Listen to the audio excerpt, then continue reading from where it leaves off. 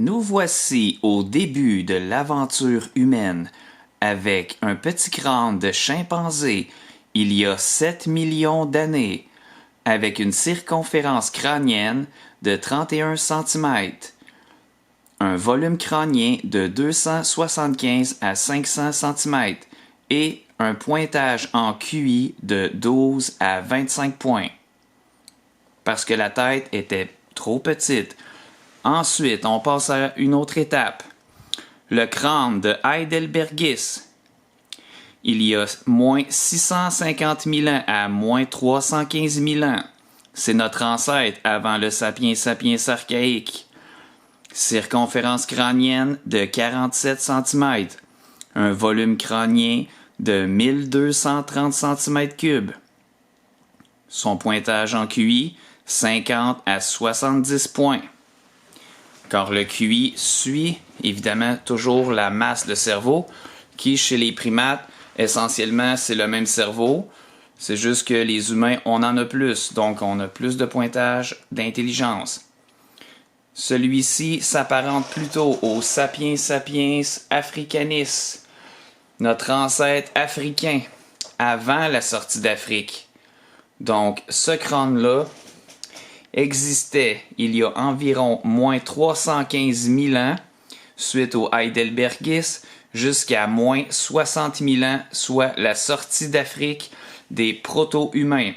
La circonférence crânienne était de 50 cm, avec 1100 cm à 1282 cm3 de cerveau, de volume crânien interne. Et puis le QI, à cette époque-là, est à peu près stagné avec 60 à 80 points. Puis aujourd'hui, en Afrique, c'est encore pas mal le même QI en fait, parce que le crâne s'est pas vraiment modifié pour les humains qui sont restés sur l'ancien continent, qui était le laboratoire de l'humanité.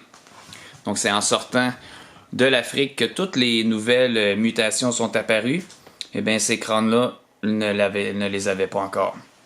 Ça ici, on est plutôt sur le crâne moderne d'un humain européen, par exemple, avec moins 20 000 ans de nouveauté, une circonférence crânienne de 55 à 57 cm, un volume crânien de 1200 à 1380 cm3, ce qui donne un total approximatif de 90 à 110 points de QI. Donc aujourd'hui, on est statché sur ce modèle de crâne-là. Et puis, on n'a pas été plus loin. Fait que, si on compare à partir du chimpanzé, il y a 7 millions d'années jusqu'à le crâne d'aujourd'hui, ben ça a pris 7 millions d'années pour passer d'une petite tête de singe jusqu'à le cerveau qu'on connaît aujourd'hui, que la plupart des gens vont avoir, vont avoir entre 55 et 60 cm de circonférence crânienne maximum. Et puis, qu'est-ce que ça pourrait donner dans 10 à 20 millions d'années, soit le temps que ça a pris pour passer d'un chimpanzé à un humain moderne? On a le crâne de l'Amadeus,